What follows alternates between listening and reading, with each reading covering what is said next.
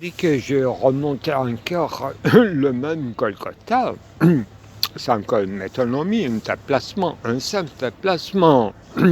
Certains diront qu'il ne faut pas se référer à des rhizomes, des tracés de l'ordre religieux, ni à des mythèmes, ni à une certaine doctrine quand même, pour moi, un mode de vie taoïsme. Là, comment éviter à en parler comment épurer d'une manière ramassée un X qu'on nommerait autrefois Dieu. Là n'est pas mon sujet, la case vide du signifiant. Le temple, dans tous ses états, en bas, en bas, en étage de diverses sonorités, des cascades de sonorités, comme dans l'opéra d'Antoninato que j'imite. Alors, parce qu'il y a des exemples, n'est-ce pas? Contre-exemple, dira-t-on. En remontant donc mon Golgotha, j'ai réfléchi là où iront ces lignes virtuelles, là d'où vient et vers où elles se déplacent. Dans cette mentalité moléculaire, c'est très riche quand même Deleuze dans ce sens-là. Je pense sous les catégories temporelles du passé, présent, futur, et passé, effectivement, un certain passé renversé de la trace, et bien réfléchi par Lévinas et compagnie et Derrida, etc. Et l'autre va l'avenir. Et donc, notre rapport, non pas avec un interdit ineffable dont nous ne connaissons rien sur les origines et nous obéissons, des interdits arbitraires, de distribution, donation de la nature, sans entrer dans les donations, n'est-ce pas, dans des paroles qui seraient un peu artificielles, mais dans une sigétique peut devenir approfondie, peut descendre jusqu'à Hadès, jusqu'à Versus, ce chien méchant de Citix, etc. Voilà un mythème. Et en ce qui concerne l'avenir, projection, comme dit protension chez Husserl, il devait y avoir un garage qu'on peut appeler espoir, n'est-ce pas? Notre attitude vers l'avenir sous le mode d'espoir, espoir projeté, fait de projet, l'homme est être de projet, c'est ça. Et donc un achèvement, l'échec meilleur des phrases, n'est-ce pas, dans la conscience malheureuse de fameuse de l'esprit de Hegel, c'est là où toute réussite compte pour un échec. Donc renversement des unités, des antithèses, disons, de ce qui revient en même, n'est-ce pas? C'est aussi, ça concerne aussi avant tout nos projets, en ce qui concerne le passé, donc rétention, d'une part les syncopes, c'est-à-dire l'oubli irrémédiable, et d'autre part ignorance. Ah oui, il faut inventer ce mot en latin, n'est-ce pas? On dit toujours ratio cognoscendi, monsieur. Mais maintenant, il faut dire ratio incognoscendi, n'est-ce pas? La raison pourquoi nous l'ignorons. Nous sommes dans une non-savoir par rapport à cette X. La raison pourquoi nous y ignorons, c'est encore mieux. Donc, projet par imitation, par escalader les échelons de l'hiérarchie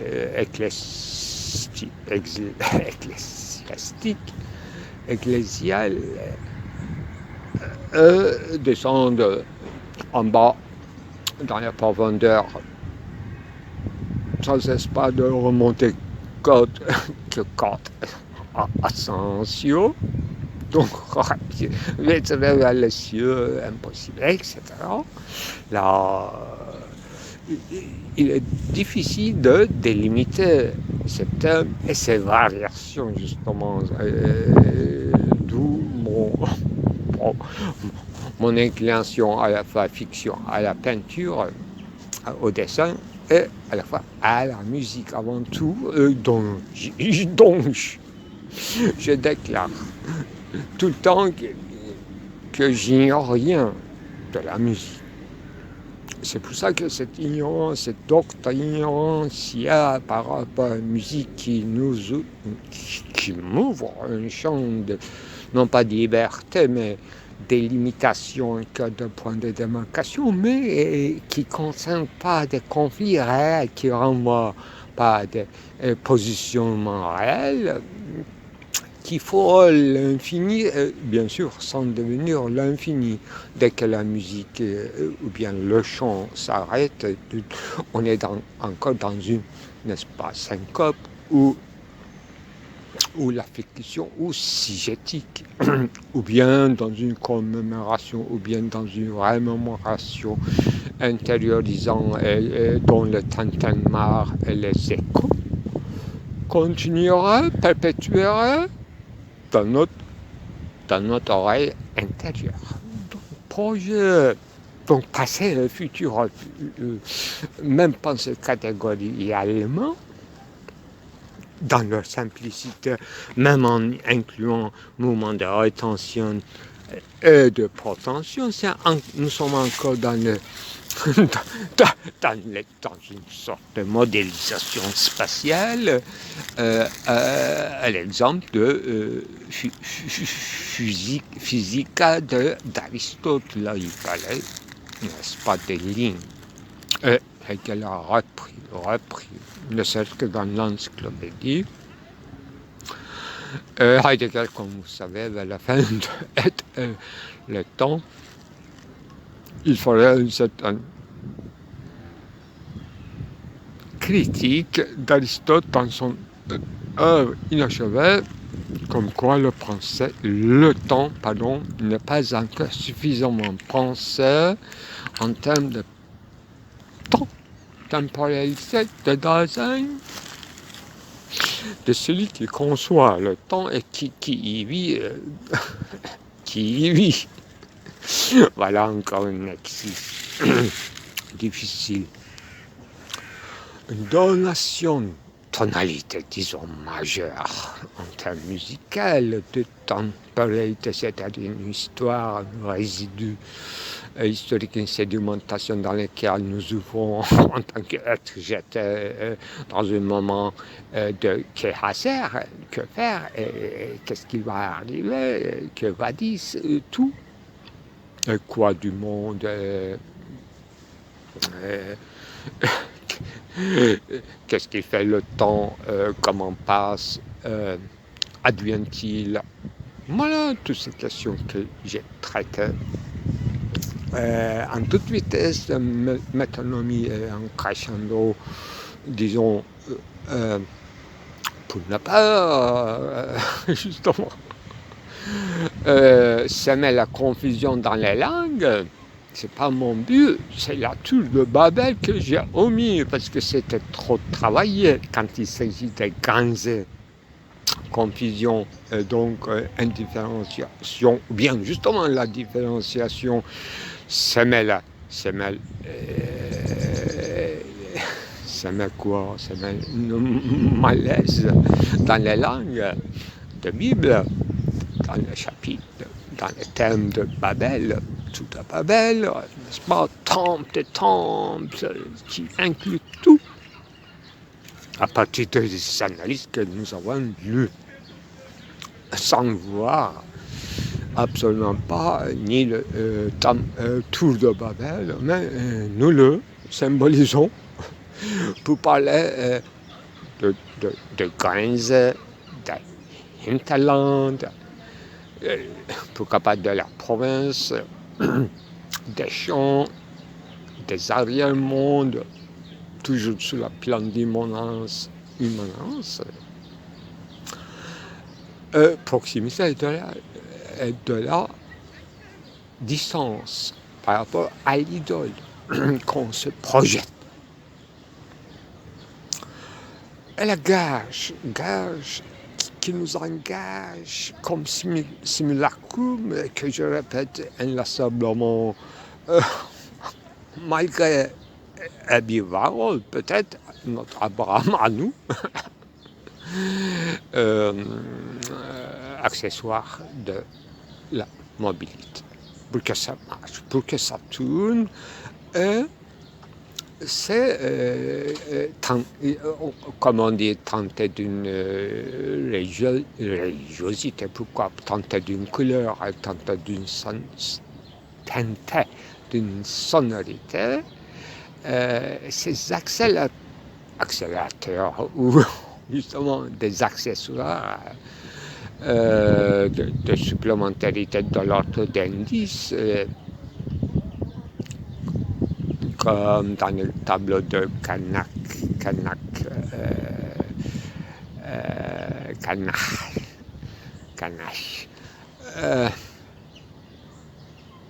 de ce tableau précis qui représente une certaine Lucrèce avec une poignard. On est retourné encore après le champ de bataille qui fait une régicide sans savoir, Miloš, dans lequel non pas de Sketvar, à mon avis, de Mohač, n'était pas en connaissance de cause de ce qu'il a fait. Il tuait seulement un turban. Un turban. Il ne savait pas qu'il s'agit de régence même et qu'il faisait un régicide. Alors, Lucrèce, sans entrer dans son implicité, pour rester seulement dans ce acte de poignardement, donc suicide de Borges, Lucrèce Borgia, et où le peintre Kanash, pourquoi choisi ce thème, il faut le centre à reculons à son environnement culturel, historique, politique, à lui, dont la trace ne donne qu'un tableau. Vous voyez, c'est aussi retomber dans la lecture des œuvres historiques de l'art. L'actualité engage, je m'engage, je m'asphyxie, une scène d'étranglement, étouffement que j'ai lu en toute vitesse dans ce livre apparemment dernier de l'auteur de la sorcellerie et politique en Afrique, qui concerne une étude apparemment Libéria, Côte d'Ivoire, des pays en voisinage, cette actualité de sorcellerie, de colporteurs qui existait bel et bien, ne serait-ce que dans dans l'Europe médiévale, comme partout en Chine, chez les Ottomans, dans les querelles des odalisques, etc. pour ne pas dire. Voilà, accompagnateur d'une souveraineté qui fait la politique. Politique veut dire comment diriger avant tout, régler, agencer, n'est-ce pas, la parole qu'on porte. C'est ça que Tanpenard avait bien compris, ne serait-ce que dans cette expression, dans ses écrits, disons, politiques, non pas toujours dans ses romans. Autant que je me rappelle, mais mise sur la parole, donc une certaine colonialisation de la parole, entre guillemets, mais qui disait d'une manière extrêmement exquise, que je vais annoter. Je ne fais qu'annoter d'ailleurs. De souligner, annoter un passage écrit en italique. C'est notre métier pour faire un signalement qui n'est pas un jeu des indices, quand je nous dépasse. Mais effectivement,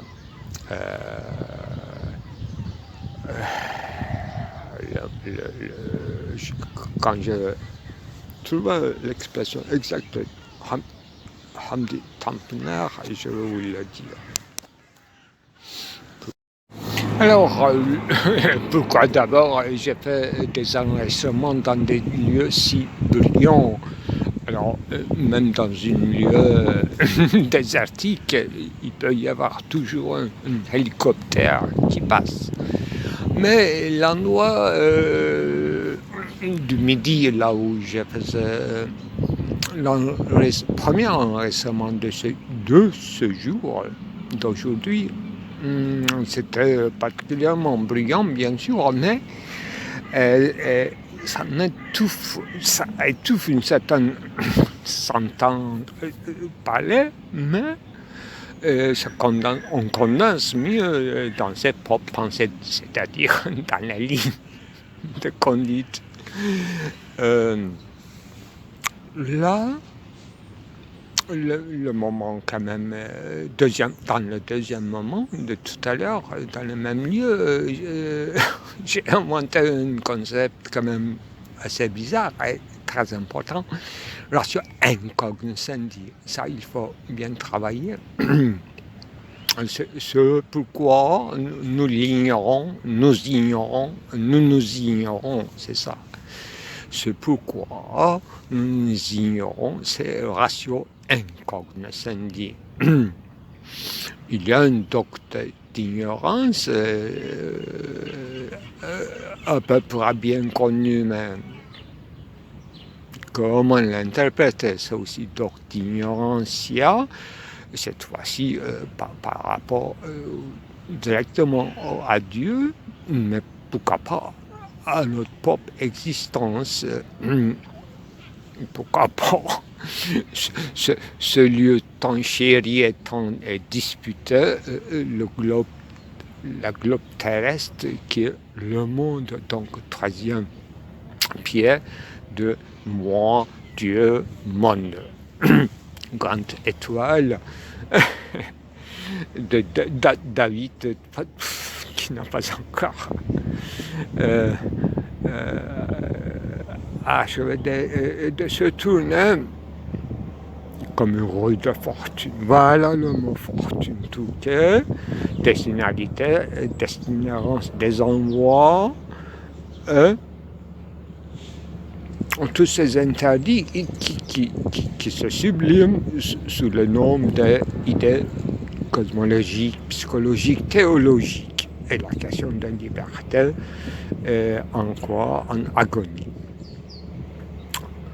Et la nécessité, n'est-ce pas, avec son nom plus noble grec, ananké, que Derrida disait que je préfigure sous une figure féminine donc une déesse en enquête.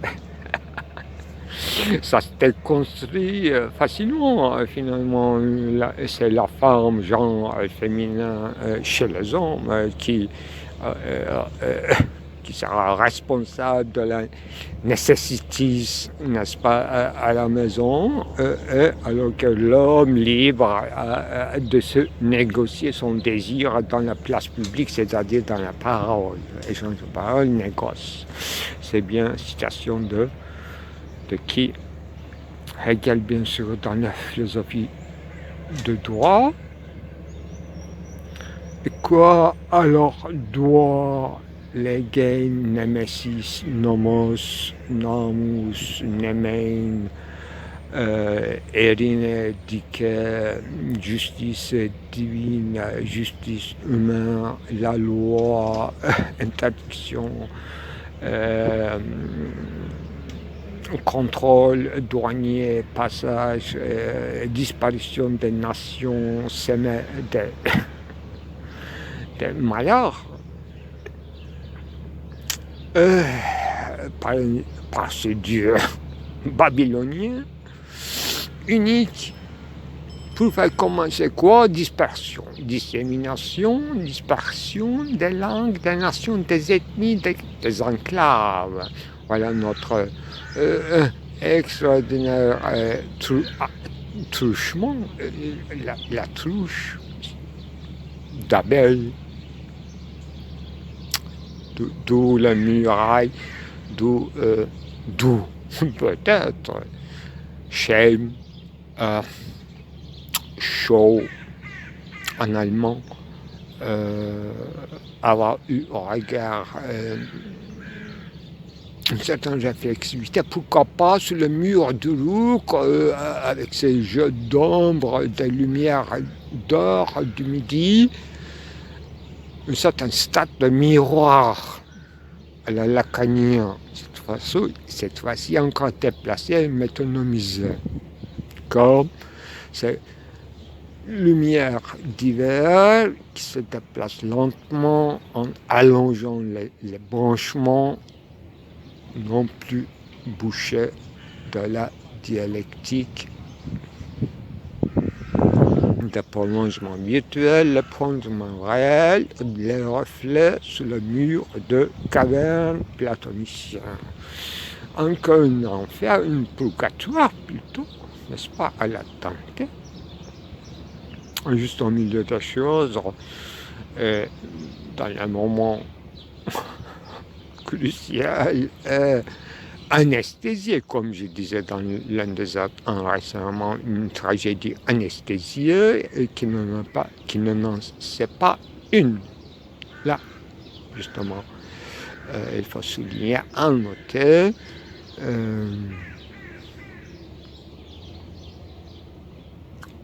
ce qui est en jeu,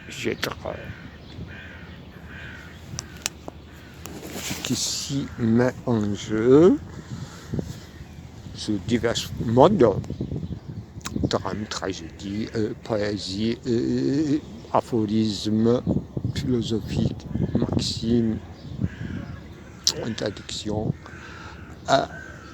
de l'autre apodictique, de l'autre de bassesse, de la phénométrie, donc de l'autre problématique possible, frayage des possibilités du réel, donc en précisme un certain superlatif de parabole, non pas de cette fois-ci des semences, des semences maudites, rebelles, mais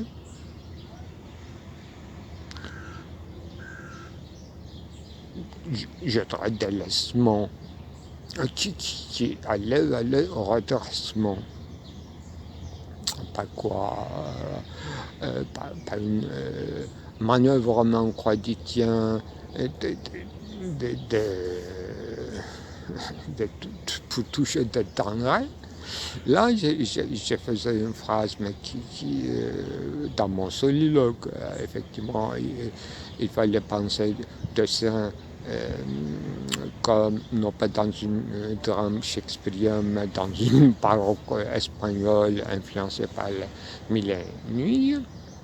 Un qui, comme chez Rousseau, un qui est prêt à vendre son lit de hier, sans penser le soir, donc sans se projeter dans le futur, comme des animaux qui restent indemnes de leur premier exemple de leur espèce, etc. Et l'autre qui accumule. Parabole que j'avais souligné en forme de sophistique, c'était pas exactement cela, mais qui tenait justement la projection et vendre ce bien sans penser le lendemain, ou même pas le lendemain, le soir même, l'autre se projetait à long terme, se projetait à long terme. Bien sûr, on tourne toujours au début, et tout échec, tout rattrapage de queue, toute réussite se finirait par une négation qui veut dire échec, parce qu'on s'est déterminé d'avance, on s'est projeté, et non pas seulement. Tout en étant un gage de l'héritage, de la tracée, du trait dont nous ignorons, voilà d'où vient ratio incognoscendi, d'ailleurs, pourquoi nous existons et pourquoi à ce moment-là je suis ainsi, tel, un seigneur quelconque, un mortel, parmi les mortels, et pourquoi pas un Dasein parmi les Daseins, un étang parmi les étangs, qui s'interroge ou qui a l'atteint. Retenons la chose, divertissement, bien sûr, toujours. Sinon, il n'y aura pas une unité de contraire, il n'y aura pas une différenciation, s'il n'y en a pas. Cette bizarre colle, l'énigme de univocité, équivocité, pour dire l'être en plusieurs façons, sans pouvoir dire dans une ignorance totale, encore pire que d'ignorancia. Encore pire que l'immuabilité postulée de Dieu. On peut postuler le contraire aussi, pourquoi pas. Chaque acte humain peut faire une lèse justement à l'intouchabilité ou immuabilité de Dieu. Donc Dieu se transforme ou se maigrit ou se corrompt selon nos actes. C'est ça, c'est pourquoi pas, il n'y a pas d'hypothèse religieuse de cet ordre, ne serait-ce que sous l'espèce des idées théologiques, qui est toujours en proximité, en voisinage avec les idées téléologique qui nous a permis quand même de manière à peu près esthétique chez Kant, n'est-ce pas? Et là où nous sommes sortis ce matin, très tôt, Fortuna, Touquet, Kairos, voilà, la chance, loterie babylonien, on tombe toujours...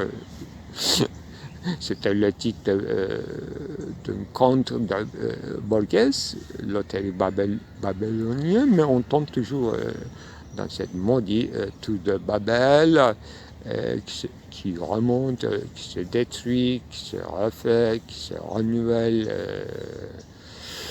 en changeant de façade, des ombres, jeux des ombres, et mode.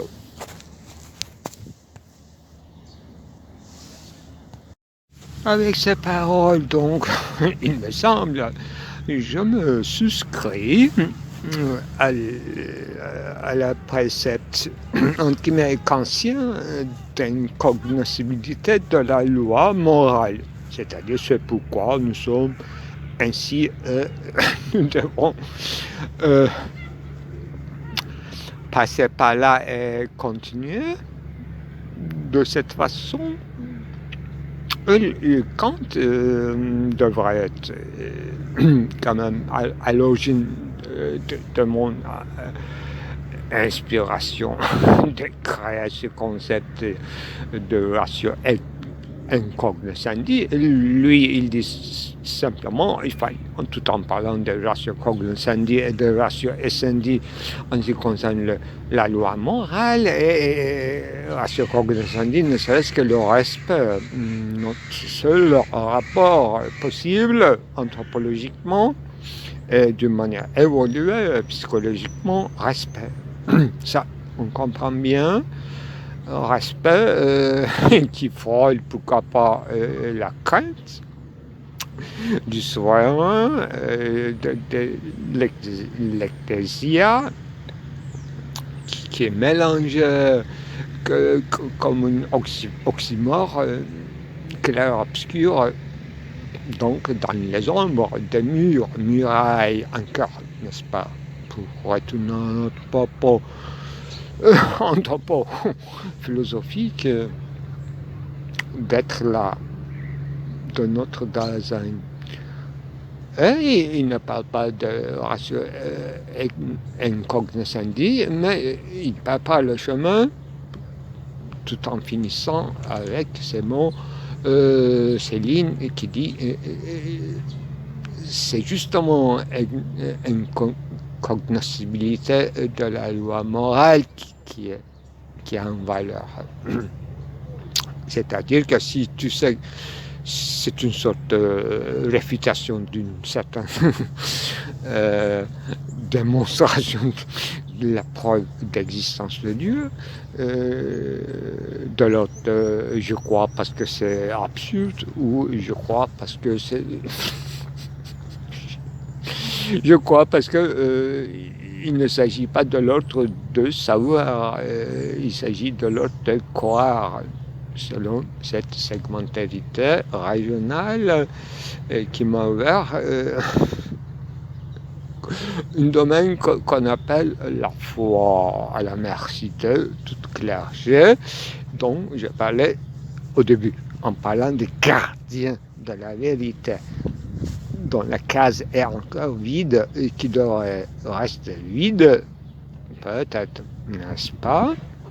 C'est ça mon propos, si on comprend bien. Si je me suis bien exprimé depuis ce petit matin jusqu'à soir, avec toutes les omissions et les entraves et syncopes. C'est ça, la richesse. La valeur de la valeur, c'est non pas ad absurdum, mais parce que c'est pas de l'ordre de la connaissance, c'est de l'épistème, c'est pas de l'ordre de la pédagogie, c'est pas de l'ordre d'éducation, on ne peut pas transmettre. On peut laisser trace. Dans l'ancien langage métonomique, on peut en être d'exemples, on peut en donner des exemples, des signes, indices, donc ne même pas juger de la réussite à la fin de la vie, comme projetait Aristote, n'est-ce pas, en ce qui concerne évaluation de la valeur d'une vie, voilà, fin. Mais quelle fin? Moyen.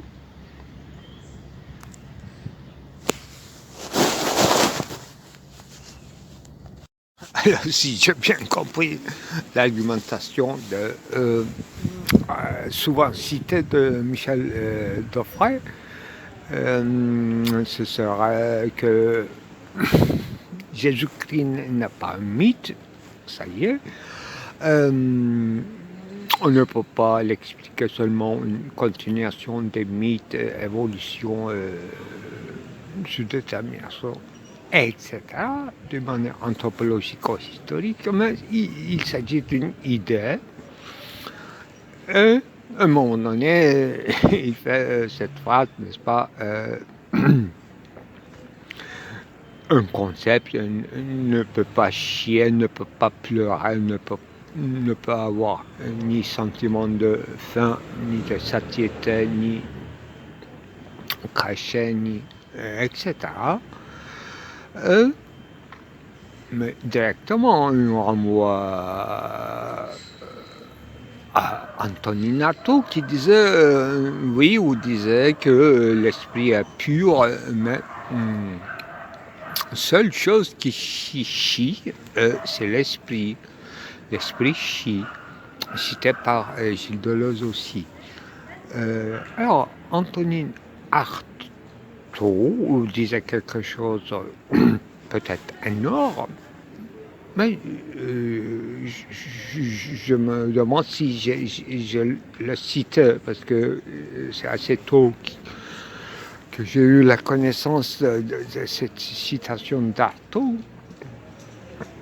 Mais j'ai consacré assez tôt, même peut-être avant ce travail sur en me réveillant de siesta de mes listes de Tendai, j'avais écrit à mon retour donc au pays natal en turc un article qui s'appelle Le déchet en tant qu'une attraction étrange,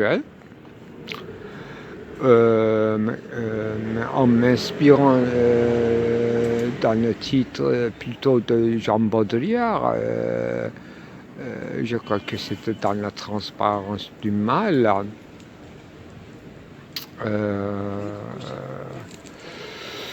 Voilà, le concept traduit est devenu illisible unheimlich, de Freud étrange, inquiétude étrange par rapport à notre déchet. Et seul l'esprit qui chie dans mon esprit, bien présent, en écrivant bien sûr cet article aussi,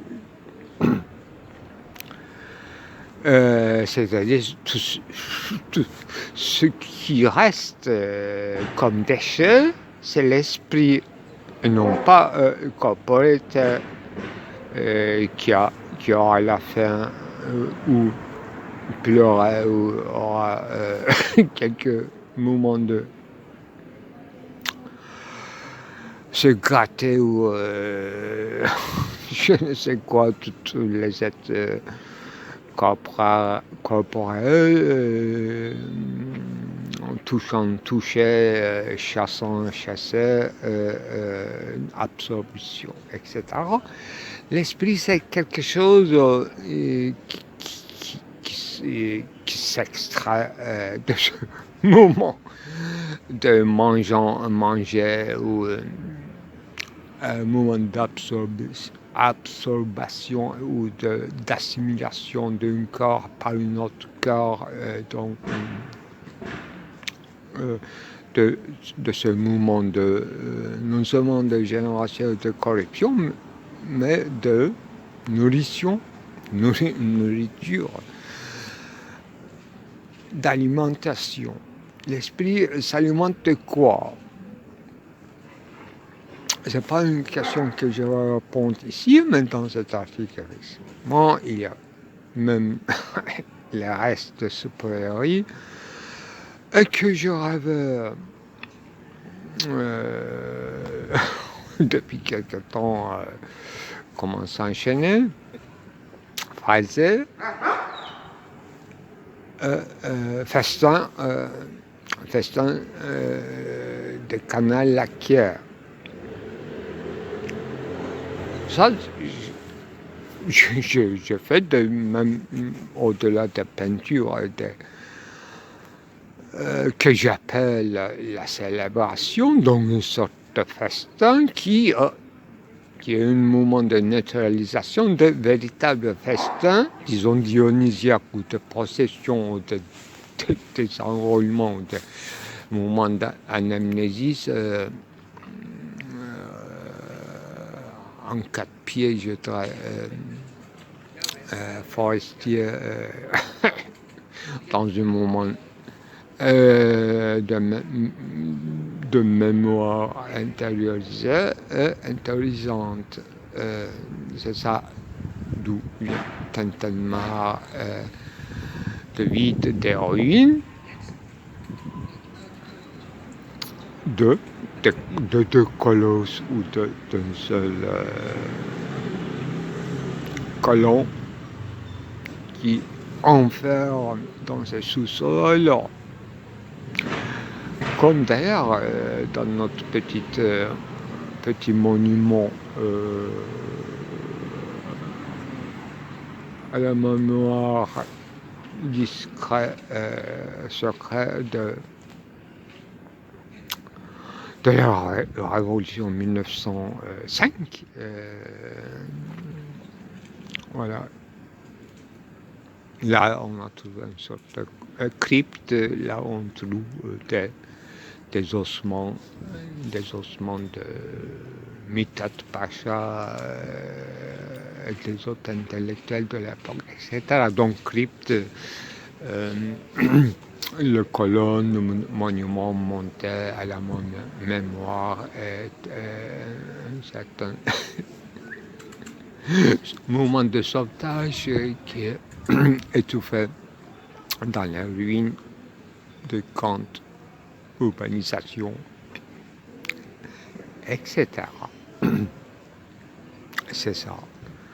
Affairement des hommes que j'appelais Hexis séjourner, Aufenthalt, sans halt, c'est-à-dire sans faire attention. Passer là devant comme s'il n'y avait rien, et le temps se coule. Oubli, effacement, trace. Le signe, éveillé ou non éveillé, et par qui, pourquoi, en quel moment. D'où mon intérêt à ce que je peux dire au concours de circonstances, parfois anodin, complètement contingent, pour faire un certain quoi avance, l'empiricisme devenu un pli amplico-transcendantal, je dirais. Chacun a sa façon de se faire plier ou de replier, faire ce repli amplico-transcendantal. Nous sommes dans une nœud, voilà, le nœud, ce que j'appellerais maintenant, pourquoi pas, la noce du fini et de l'infini.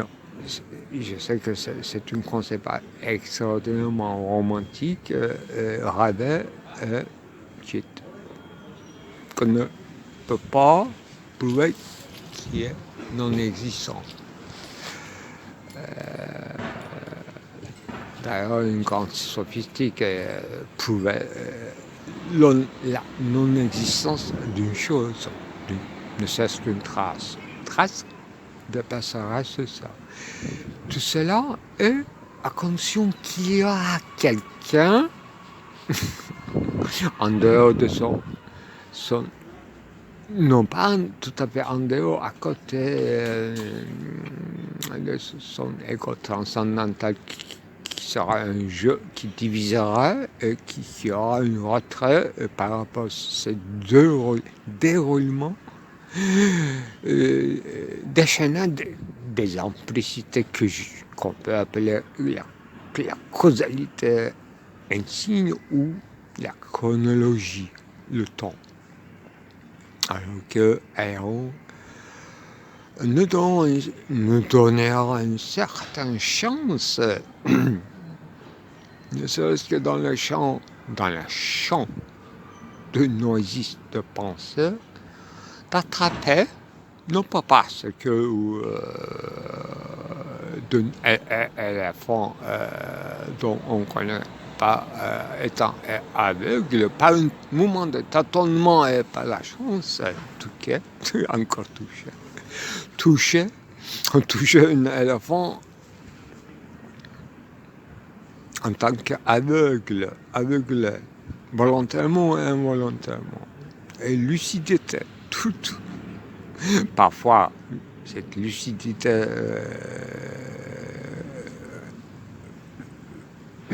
cause des erreurs, parfois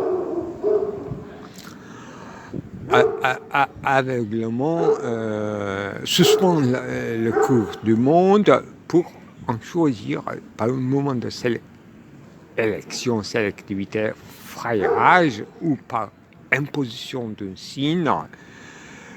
L'esprit est capable d'éveiller un déchet. Donc seul l'esprit est capable d'attraper non pas ça que pas encore, mais un signe mort, pas simplement par ce très modeste, modéré et tempéré, par ce signe qu'on appelle parfois interprète, parfois dans le herméneutique,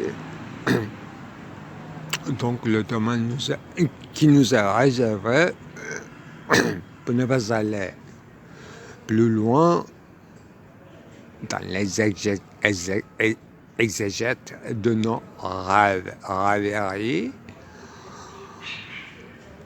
ni dans leur sommeil, ni dans l'éveil, mais dans l'entre-deux, dans l'entracement, dont la méthodologie de déchiffrement ou d'interprétation nous dépend de notre singularité, de notre vide pronom personnel, première personne, vide encore de l'ego transcendantal qui est trop large comme schème d'explication et qu'on ne s'attarde pas de remplir. Toujours placé là-devant, à prendre une position, en extraire l'infini, extraire ou excaver ou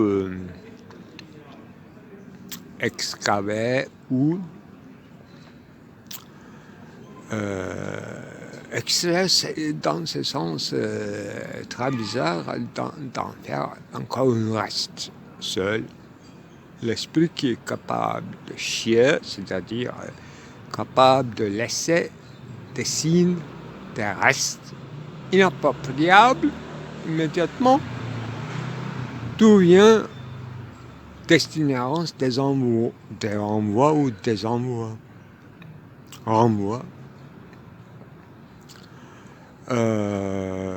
Comme un coup manqué qui se renvoie de nous. D'où la répétition ou itération qui n'a rien à voir avec une méthodologie de la répétition ontologique, mais qui se résume finalement à un mouvement de frayage,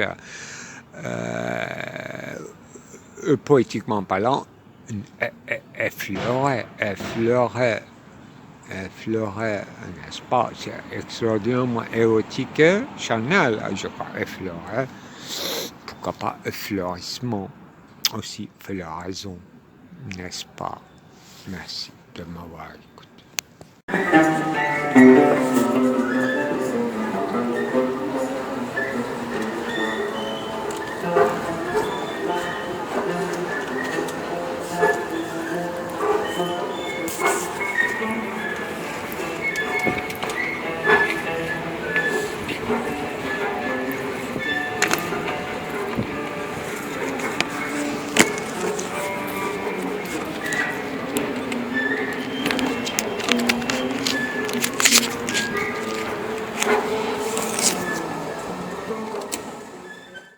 Alors, donc, une interrogation, si on peut dire, sur la méthode, sur la méthodologie, sur l'acheminement, c'est interminable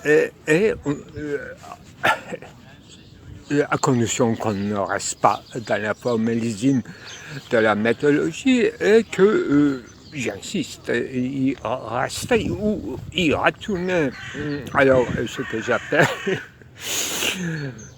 dans mon contexte circumnavigation, pourquoi pas destinérance ou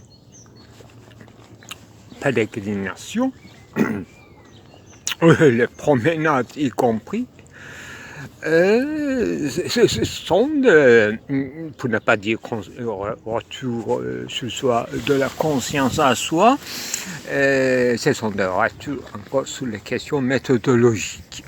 Donc ça nous arrête, ça nous empêche de nous avancer vers l'essence de la chose, si je peux dire là. Revenir sans cesse, effectivement, c'était une méthode quand même de discours de méthode de Descartes, revenir, faire de recensement, c'est ça, son dernier chef, d'ailleurs, dans la preuve de l'existence de Dieu, par exemple. Donc, chaque philosophe doit avoir sa part de cette fonction, je dirais, réitérante de la raison, qui est devenue assez connue. Pour finir, pour commencer poétiquement, on se baigne, soit dans l'élément de la finitude, c'est pas trop poétique, ce terme. Donc on se baigne, soit dans le même état de la lumière, soit dans les eaux thalassiques de ce flaque d'eau qui est notre globe terrestre ou notre microcosme selon notre myopie. Alors, aspectivisme, bref, aspectivisme pourquoi pas, qui a strictement quelque chose à voir avec regard, respect, aspect, qui était chez Kant, n'est-ce pas, en voisinage avec Kant, et non pas avec le tremblement, pourquoi pas. Alors, les thèmes choisis, etc. On peut toujours avancer, mais à force de m'y revenir sous mes pas, sinon le premier pas, les pas en arrière, je pensais non pas à la marche turque de Mozart, mais effectivement, manière de marcher en marche, des génissaires, deux pas en arrière, un pas en avant, un reculon, c'est une sorte de cadence, pas de cadence, pour aller à la guerre, c'est une manière de lasser l'ennemi peut-être. Voilà, encore stratégie de Go, pour ne pas dire Mao, des guerres tactiques. Une raison qui reste sans finalité, c'est-à-dire qui n'explique pas clairement ses buts de recherche, qui se déclare souvent comme quelque chose de l'ordre de se murmurer, parler comme dans un rêve, à la manière de ce Socrate, quand il essaie de parler de Cora, etc. Tout est déjà dit donc sur la méthodologie. Et on peut découper des morceaux de séquences que j'avais interdit dans le réseau où je publie, de prendre des petites séquences et en faire des mixages entre guillemets, de mes œuvres, qui ne sont que des miettes, bien sûr, emmiettés et à la merci de toutes sortes d'empiètements.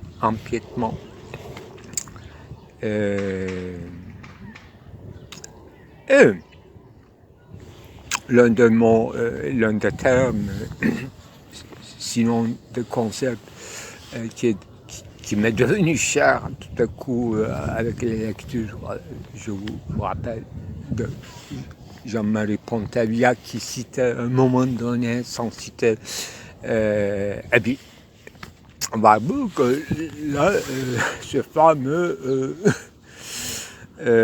terme qui est devenu leitmotiv dans ma langue, accessoire de mobilité. Et Gunesh m'avait demandé qu'est-ce que c'est. Moi, en toute hâte, j'avais répondu, c'est l'accès. Accessoire, c'est d'abord ce qui nous accède à la vérité. Là, c'est une échappatoire. Donc, j'ai déclaré, en disant cela en toute hâte, sans trop prolonger une discussion qui était devenue déjà très allègre et alourdie au cours du temps intense, etc. Et la vérité, donc, est déclarée ici comme le but final que je feins de répéter souvent. Mais on peut retirer des séquences, bien sûr, qui renvoient à Heidegger en ce qui concerne le concept de vérité en allemand, Wahrheit. Là, j'ai bien déclaré quand même dans l'un de ces derniers films qu'il n'y a pas de vérité sans garderie. Là, j'étais sous le processus de recherche de murailles, construction urbaine, les murs, donc segmentarisation et dispersion, rassemblement à la fois, bien sûr, avec les plusieurs couches simultanées et diachroniques, tant que le temps de faire toute cette répétition ontologique, si le temps nous permet de faire cette répétition ontologique, ne serait-ce que sous la forme de la méthodologie qui comprendrait effectivement plusieurs moments,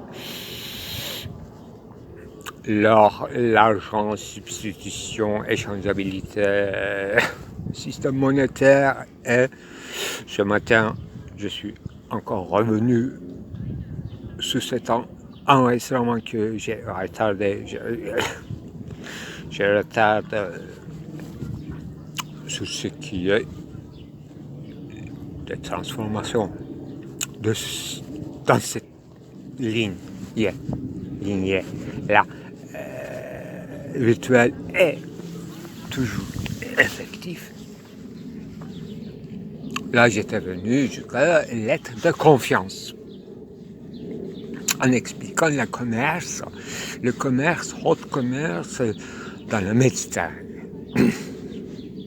Donc c'est un moment que j'appellerais, entre guillemets, miracle de l'islam contre le moyen courant romain qui était en vigueur dans le même lieu. Et accessoires. Vous voyez, les choses secondaires, accessoires, secondaires, supplémentaires, ce qu'on peut mettre une sorte de métonomisation un artefact pour une autre. C'est ça, ce jour habitat humain, à la différence des autres, ceux des animaux qui peuvent avoir une socialité en horde, à l'exemple des singes, les abeilles et les fourmis. Que j'ai déclaré que le capitalisme était un cas de figure, une sorte de fourmilière, etc. Donc, analogie animalière, mais je dirais mes bêtisiers de bestiaires, etc., qui m'accompagnent toujours comme des signes, indices qui m'orientent dans mon discours. D'où vient la finitude et figurabilité. Là, en disant tout à l'heure, en parlant de la raison, effectivement, je pense à une définition de la raison extraordinaire. Non, pas une simple définition, mais Heidegger,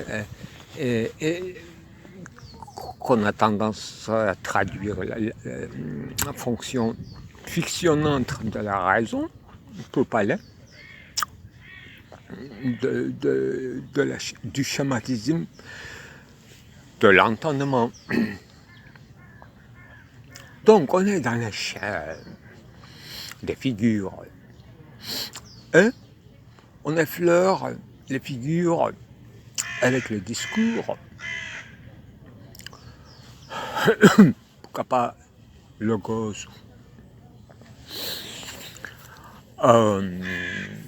pourquoi pas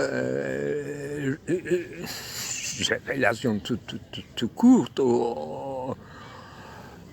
cette duplicité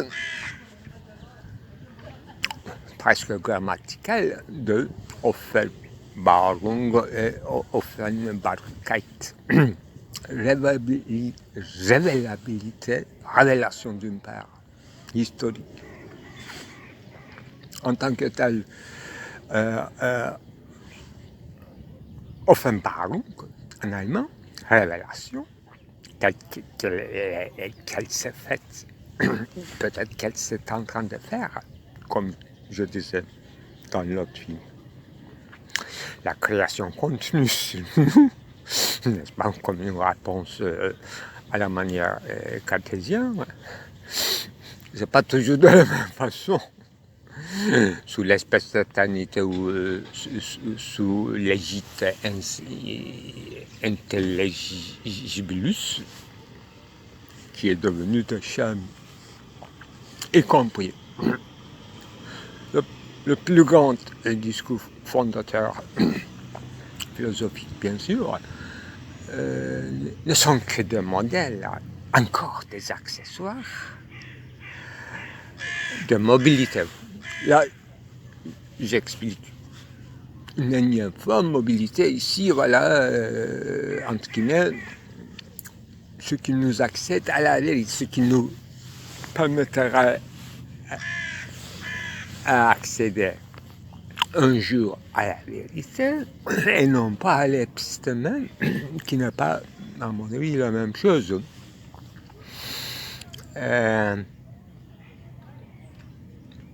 Donc, raison fictionnante, les grands récits, les systèmes philosophiques le plus méthodologiques et systématiques ne sont que des accessoires, des substituts. Là, on commencerait où on a passé par l'argent substituabilité, on a effleuré l'être de confiance, itmatseneti,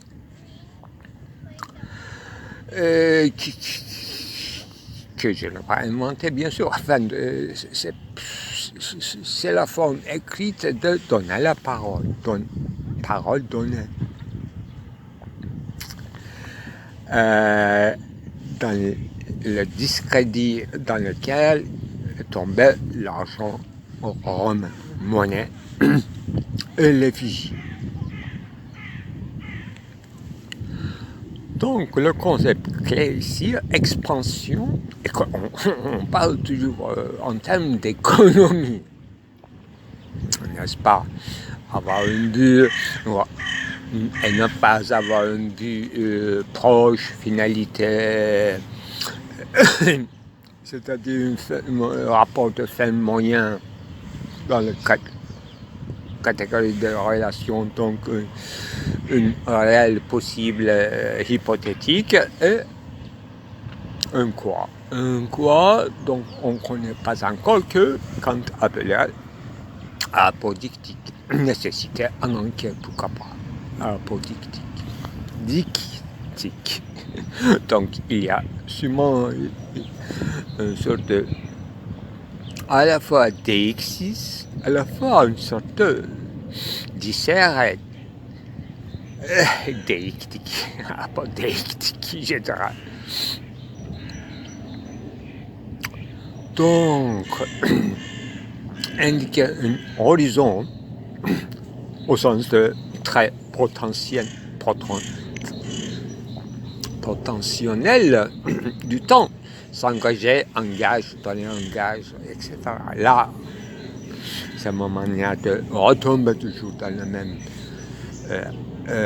circuit où le fond abyssal de donner la parole, témoigner, Zeugen et Zeuge. Zeuge, dans le témoigner comme tierce, en allemand Zeuge serait de l'autre instrumental, artefactuel, pourquoi pas l'argent, pourquoi pas une lettre écrite qui demande la confiance. Donc, durer en Turquevade, et donc s'engager dans une découpage du temps, c'est ça, destinalité humaine, et d'où sa virtuosité de demeurer dans le temps, tout en tombant dans le temps, c'est son affaire dans le temps. Ça s'espace avec les traits. Au lieu de faire un beau paysage dans ce jour de mars, encore hiver, et les petits bateaux, pour exemplifier, n'est-ce pas, notre archéa, nous, le travail, le chant accompagnait, les gestes accompagnaient une scène de pêche aquatique et éblouissant de lumière, soit sous le lac, soit sous l'océan, peut-être paisible promenade aquatique, dans un bateau de plaisance, se préoccupait un loisir de pêche.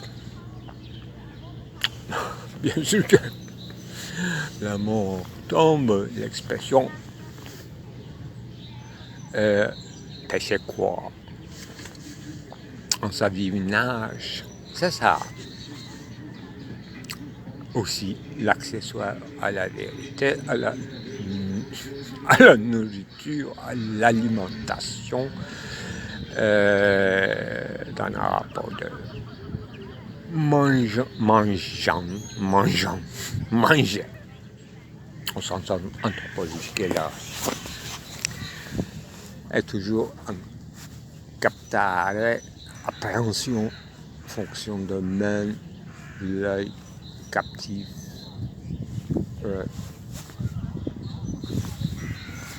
un captif amoureux, ça correspond à quoi?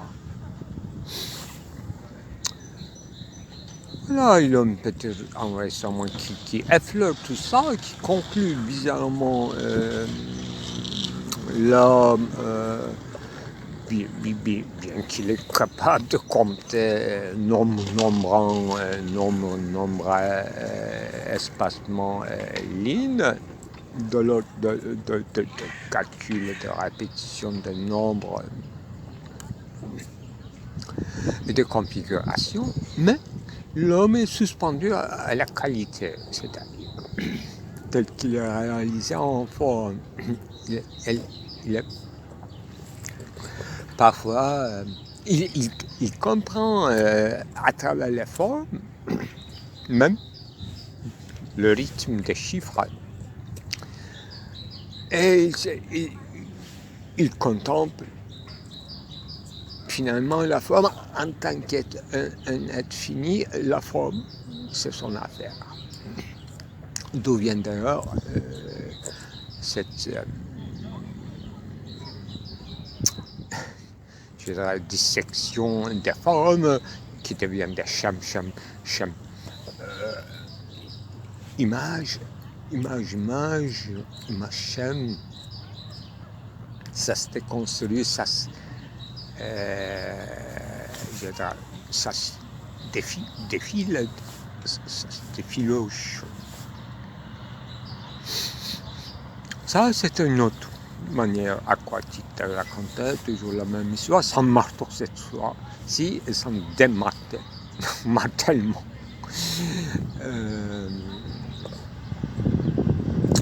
La déconstruction qui se fait. Et comme disait, comme réponse à ma question Derrida, c'est à partir de quoi on construit. Et il me répondait, c'est on déconstruit à partir. À partir. Il a bien insisté, il n'a pas continué.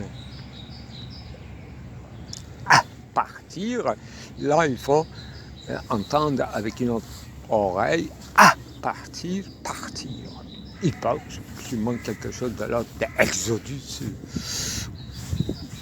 Que j'ai thématisé attention, c'est une navigation, à l'exemple d'Oedipe qui retourne à la maison aliénée, ou à l'exemple de cette Gilgamesh, un autre personnage fictif qui ne sont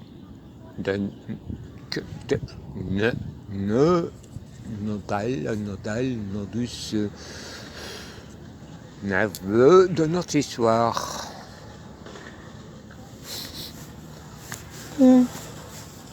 Puisque j'ai ouvert encore le sujet, et en me référant aux accessoires de la vérité, effectivement, je citais de manière inattendue, mais préparée, tout de suite l'autre jour, le livre de Michel Doffray,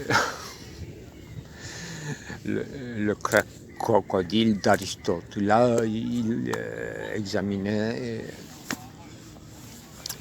une certaine radiographie, entre guillemets, une symbolique associée à chacun des philosophes, du nombre 34 dans son bouquin.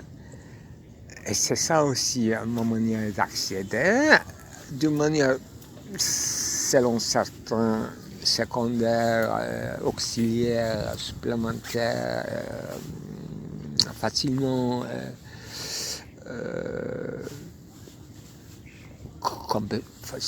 se soustraire. Et moi, par là, je choisis le plus souvent comme porte royale d'entrée, ces entrées secondaires, je dirais, les entre-deux peut-être. Voilà, chacun a sa méthodologie, chacun a sa...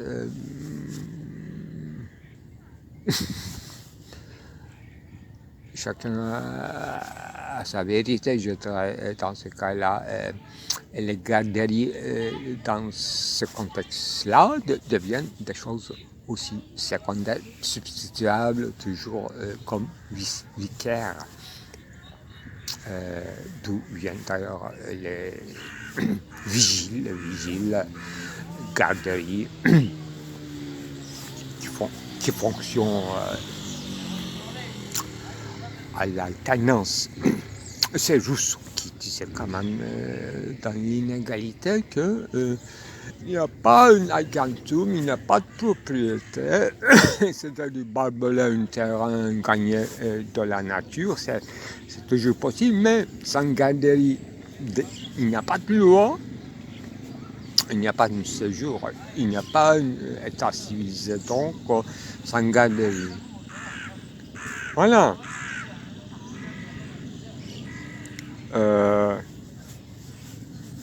Je rappelle que Bahreïn, dans Bahreïn, originalement, il y aura une signification de garder,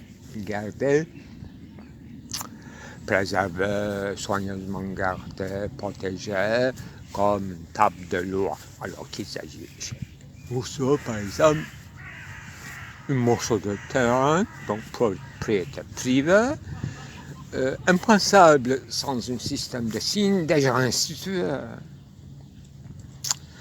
Et mon allusion dans cette série sur les recherches sur l'existence de la souveraineté,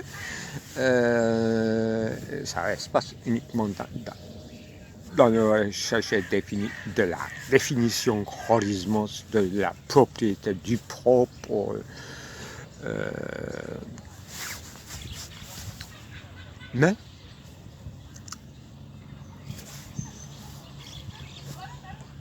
il y a une évolution dans le site des murailles, des enclaves, des enfermements, des prises en otage. Et j'étais venu jusqu'à cette grande expression en termes de Tempner, colonisation de mots, du langage même.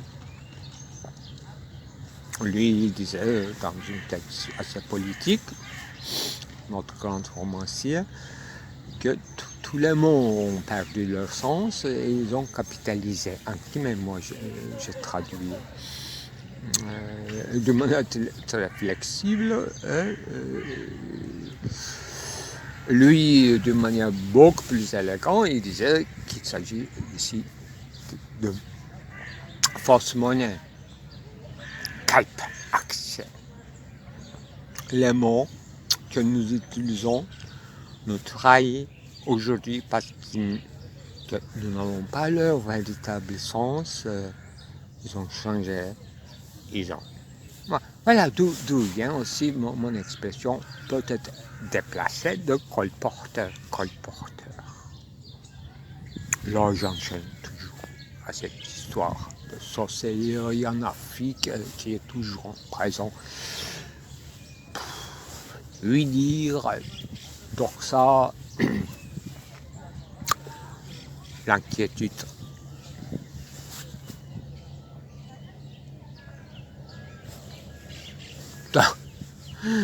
Dans un rassemblement, disons, urbain, dans un pays, soit apollonien, soit autour d'X. Voilà Hexis, voilà Lexis, voilà l'apostrophe Hexis, Lexis, Lex, Rex, Lex, Lexis, la loi, nos habitudes, nos habitus, nos manières d'ici-bas séjourner, en rêvant, enfin, en hypothéquant le temps, en faisant la mainmise. Moi, je disais mainmise de mots ou de colonisation. Là où je te reste sur mon terme. Alors.